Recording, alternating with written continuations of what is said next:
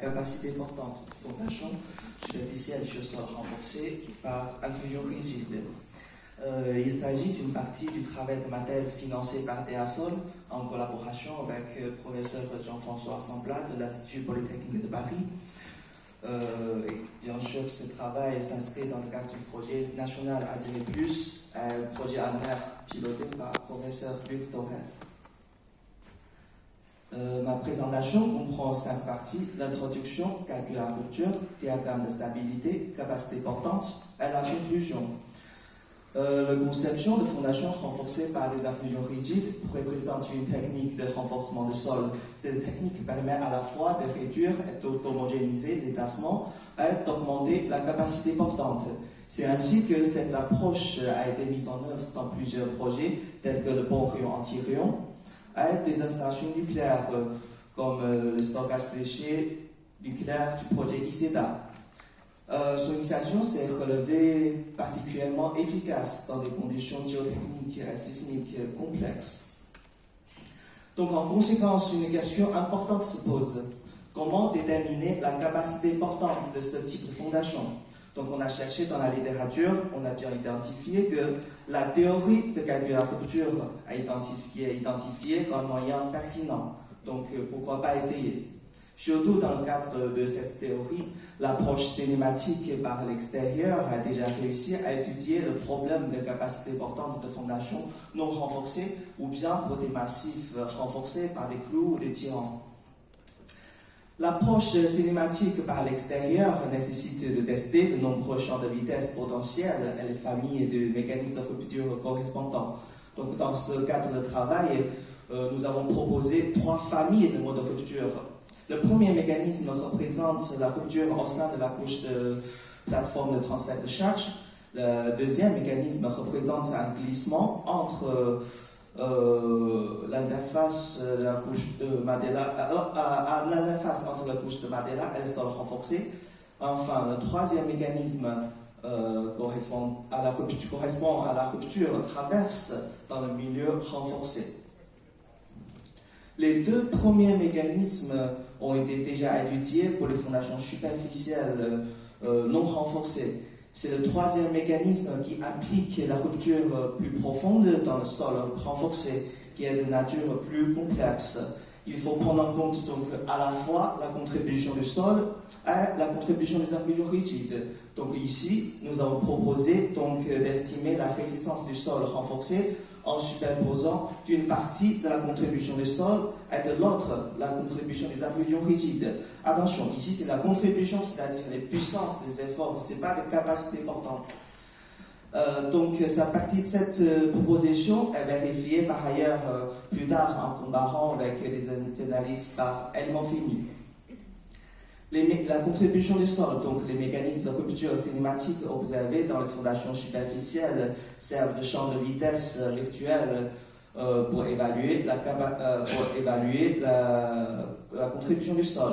Il s'agit des champs de vitesse virtuels cinématiquement admissibles, utilisés pour étudier les fondations superficielles sur le sol non renforcé. Par exemple, les mécanismes proposés dans le travail de Salençon et Becker. Donc, comment les inclusions sont prises en compte? Dans ce travail, un nouveau multicritère adapté aux inclusions rigides est développé.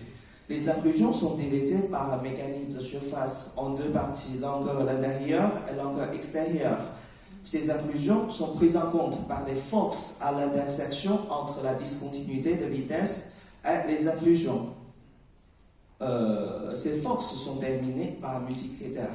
Donc, c'est quoi le multicritère?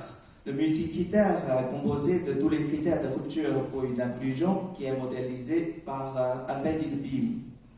Donc, bien sûr, on va avoir le critère qui contrôle la résistance propre de l'inclusion de matériaux, ou bien la résistance de l'interaction verticale, y compris le poinçonnement dans le Mandela, le frottement latéral et la résistance en pointe. On peut aussi avoir l'interaction des formes normales. Il s'agit de la pression latérale appliquée sur l'inclusion par le sol. Donc on peut avoir la plastification des sols la pression atteint à la pression limite du sol, ou bien la pacification de l'acclusion, le moment fléchissant et l'effort tranchant généré par la pression touche la résistance de matériaux de l'acclusion est utile. Le domaine utile est limité par ces 4 critères et les efforts admissibles qui pourraient être fournis par les inclusions rigides sont tous inclus dans cette zone. Ensuite, en appliquant le principe de maximum et la loi de normalité, les efforts des inclusions d'intersection sont déterminés. Donc ici, on cherche à maximiser la puissance des efforts des inclusions, c'est-à-dire la projection maximale de l'effort de l'inclusion sur la direction de vitesse virtuelle. Maintenant, on sait comment gérer la contribution du sol. On a le multicritère pour calculer la contribution des inclusions rigides pour toutes les familles de mécanismes de rupture proposés. Donc, voyons maintenant comment les 3 mécanismes peuvent être utilisés pour déterminer la capacité, pour déterminer le diagramme d'interaction. Les résultats sont présentés avec les courbes d'interaction en espace V, effort vertical, en espace H, effort horizontal, au niveau de fondation. Le premier mécanisme représente la ruine au sein de Mandela, donc il est représenté par une courbe bleue. Et le deuxième mécanisme, la rupture à l'interface entre Mandela et le sol mou renforcé, représenté par une courbe verte. Le troisième mécanisme représente le mécanisme dans le sol mou renforcé, la disponibilité de vitesse intersecte les inclusions. Il s'agit d'un mode de rupture plus profonde, représenté par une courbe rouge. Avec ces 3 mécanismes, on peut définir le domaine admissible à la capacité portante pour telle fondation sous charge verticale centrée. Vmax se trouve à ce point, l'intersection entre l'abscisse et le diagramme d'interaction.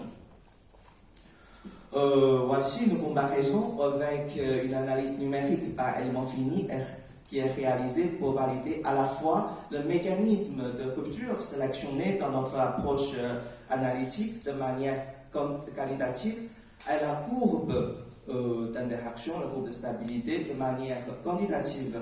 Les résultats de éléments finis en point gris sont superposés avec les courbes d'interaction obtenues par l'approche calculée de la rupture en couleur.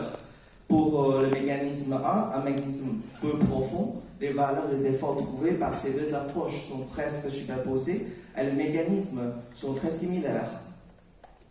Et le même mécanisme est observé par une modélisation élément fini pour le deuxième mécanisme. Et pour le mécanisme 3, pour une charge un peu loin de la capacité portante, on a une légère sous-estimation par l'approche analytique de calcul de la rupture par rapport à l'approche élément fini, mais l'approche analytique reste dans le côté de sécurité. Et pour une charge plus proche de la capacité portante, cette approche analytique proposée est comparable à la modélisation élément fini en termes de valeur de diagramme de stabilité et le mécanisme de rupture virtuelle proposé. L'approche présentée, dérivée de la théorie du calcul de la rupture, permet de déterminer la capacité portante d'une semelle sur un inclusion rigide. En fait, une autre approche usuellement pratiquée dans certains bureaux d'études propose d'approcher la capacité portante du massif renforcé en additionnant les capacités portantes individuelles de chaque composant. Donc, il est indécent de comparer l'approche de calcul de la rupture avec la somme de la capacité portante. On présente ici les résultats d'une étude paramétrique menée pour différentes longueurs pour différents paramètres variés, par exemple le rapport de longueur des inclusions relative à la dimension de semelle, différents taux de substitution, différents ratios de résistance entre le sol et les inclusions.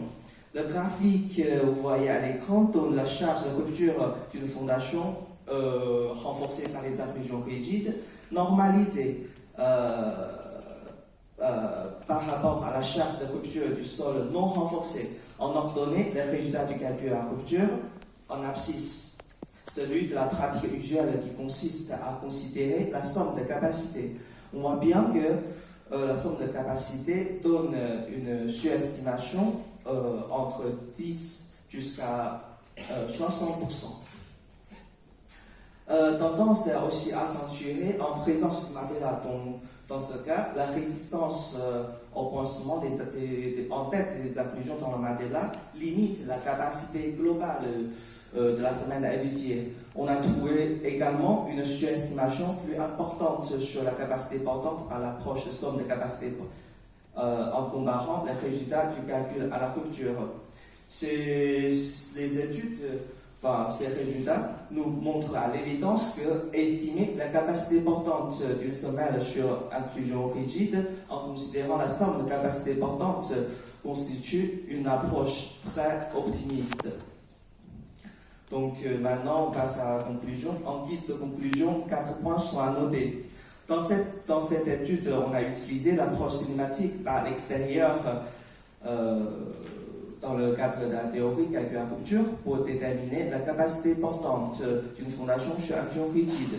Différents mécanismes de rupture sont utilisés. Le domaine stabilité d'une fondation sur inclusion rigide est obtenu en superposant plusieurs domaines de stabilité associés. La contribution des inclusions rigides est considérée par un nouveau multicritère développé. À la fin, on a utilisé l'approche élément fini, analyse limite par élément fini, pour valider notre approche analytique de calcul rupture proposée. Dans la pratique d'ingénierie sur la base du domaine de stabilité obtenu par cette approche du calcul à rupture, il est donc possible d'évaluer l'impact de l'inclinaison ou bien de l'excentrement sur la capacité portante. Voici les courbes qui décrivent l'évaluation de la capacité portante en fonction de l'inclinaison de charge pour les taux de substitution différents. Basé sur ces résultats, un facteur de correcteur correspondant pourrait être calculé. Par exemple, le facteur correcteur de l'excentrement qui est décrit le rapport entre la capacité portante avec de telle fondation avec la charge inclinée et non inclinée.